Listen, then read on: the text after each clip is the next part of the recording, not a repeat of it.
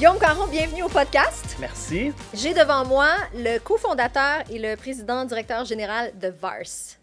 Yes. VARS, c'est l'acronyme de quoi exactement?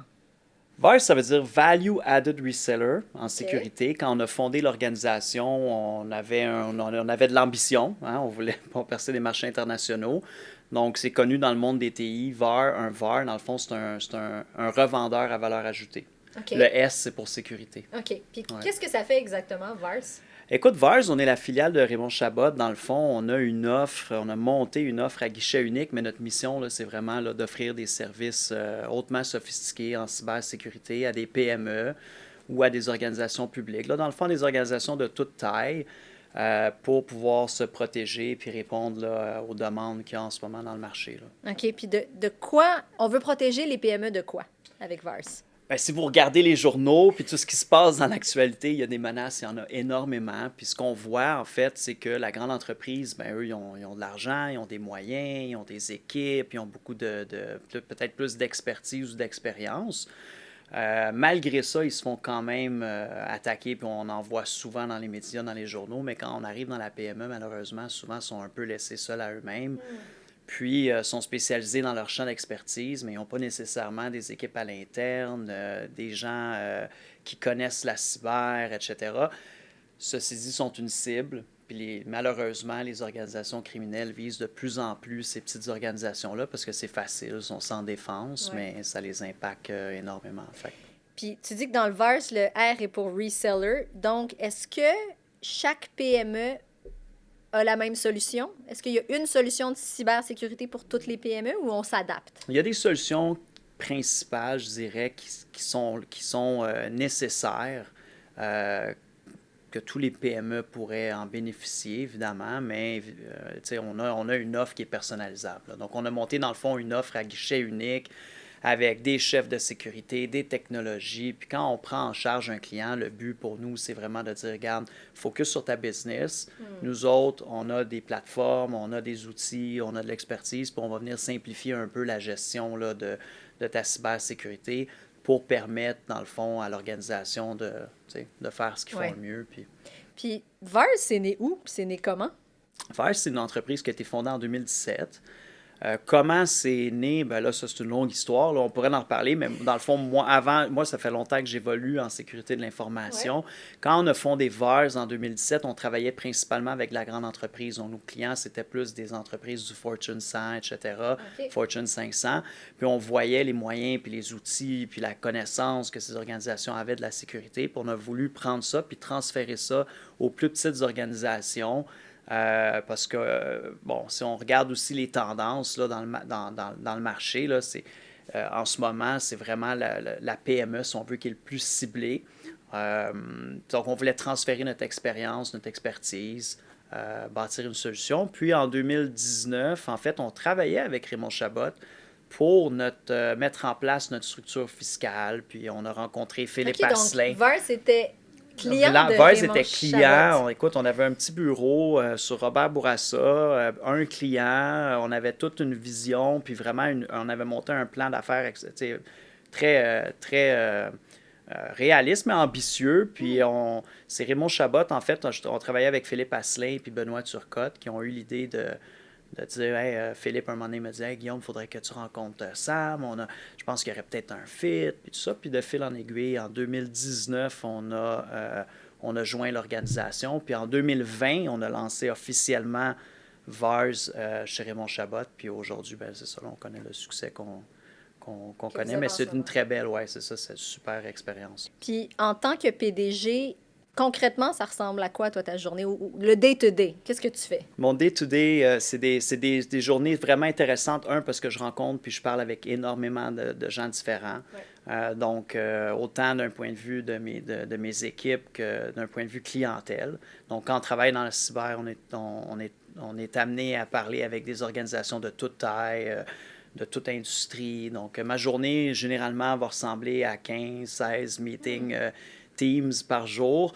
Puis j'ai la chance, c'est ça, de travailler avec une équipe qui est super aussi, très dynamique.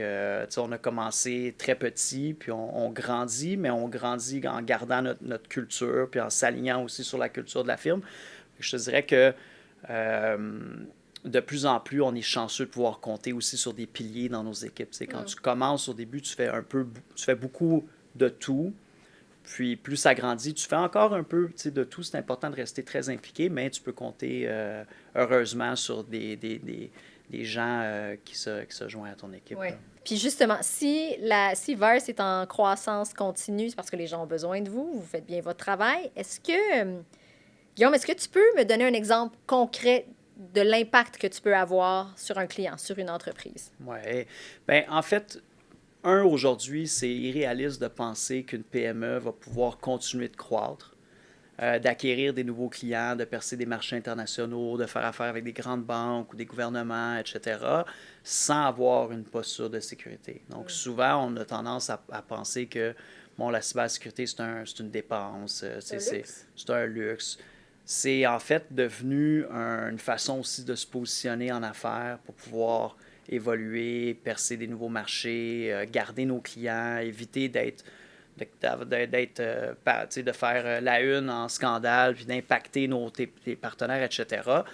Donc ça, c'est sûr que d'un point de vue affaires, on a un grand impact sur nos clients, puis ça permet, il faut se mettre dans la peau d'un entrepreneur, quelqu'un qui a pris 25 ans de sa vie à bâtir une business, puis qu'en 24 heures, il va tout perdre, ses clients, ses fournisseurs, ses données, puis qui sont plus capables d'opérer, c'est majeur. Là, Donc, on touche à tout, dans le fond, le cycle de vie de la sécurité de l'information, mais définitivement, là, beaucoup d'actions, surtout à ce temps-ci de l'année.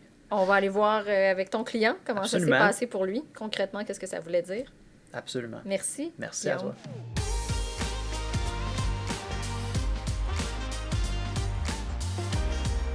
Welcome, Steve Angelini, to our podcast. Thank you. You work for Peak Financial Group. You are the director of IT. Yes. What does Peak Financial Group do exactly? Peak Financial Group is the first independent financial dealer in Canada. Okay. They have roughly, between advisors and employees, we're roughly about 1,500. So we give help to financial advisors. We do the back office for financial advisors, for independent financial advisors. Okay. We don't push any products on anybody, so that when the financial advisors join us, they're fairly much independent. Okay. And that's how we support them. What was the main issue that made you seek counsel? So I was first introduced to VARS in 2020 with a different firm that I was with. We were doing a security audit. So I sent a tender out, and that's how we met VARS. Okay. They did the security audit for me. So when I came to Peak in 2021, we were already partnered with another MSSP. Okay. The relationship was okay, but it wasn't going exactly what we wanted for it. So in the back of my head, I had VARS. And so I reached out to Guillaume, and I started the conversation with VARS. So there was no one episode that caused us to reach out. We were very proactive in it. I'm going to dig a little bit more. Yep. What did you want specifically from Guillaume and from VARS that maybe you weren't getting elsewhere before? We wanted someone to own it at 100%. That's what we were looking for. The partner we were with before, there was a lot that was still relied on Peak to take care of. They were sort of high level, and we don't have an internal cybersecurity department. I have 2 internal employees who handle the internal issues, but not necessarily, and they work with the tools that VARS provides us, but we don't have a cybersecurity department. And so we were finding it very difficult with this other partner with what we needed. And after conversations with VARS, they made me so relaxed that we're going to take this at 100%. You concentrate on your business, we concentrate on the cyber side, and so far we've had a great relationship. Can you describe your working or your business relationship in one word? Fantastic. Oh, wow. Nice. I wasn't expecting that. Fantastic. That really is. It really is. What would you say? Well, I say it's also because of Steve, and the team we work with. So there's always, it's very important to get along when you do business, especially with cybersecurity, and it's working also with the IT staff and different resources.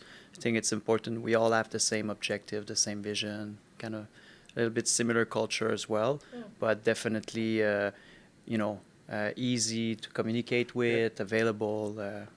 What advice would you give to other companies in your field, maybe, that are faced with similar challenges?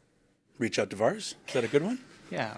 That sounds almost too That good sounds- to be true, but But reach out to a partner. Reach out to somebody who is trained and it's their job to do this. A lot of companies try to do it internally, and I'm not saying that's wrong. But when you work with an MSSP like VARS, you have the ability to get the best of the best, and you don't have to worry. I don't have to worry about staff. I don't have to worry about someone calling in sick. I don't have to worry about somebody quitting. I always know VARS is going to be there. So I would suggest that to anyone in any field, not just the financial field, is to partner with somebody who can take care of your cyber.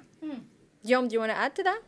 Advice? No, I think it's that a doesn't pretty sound good- like, call us. We're No, here for no, you. and I did not pay Steve before the podcast, but no, it's. I think it makes complete sense. You do need a partner, not only in cybersecurity. There's other areas where it just makes sense to have a partnership.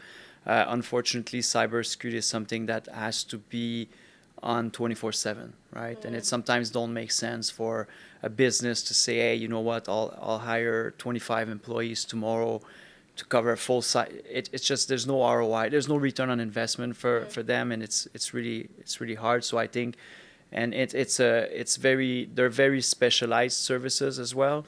So what Steve says makes sense. So don't try to do it by yourself. No, Yeah. and just to add to it is to be proactive. Yeah. Because it's very easy to pick up the phone and call a company like VARS when you have an incident, but it's to be proactive ahead of time. Like I said before, the cybersecurity is not, if it's going to happen, it's when it's going to happen.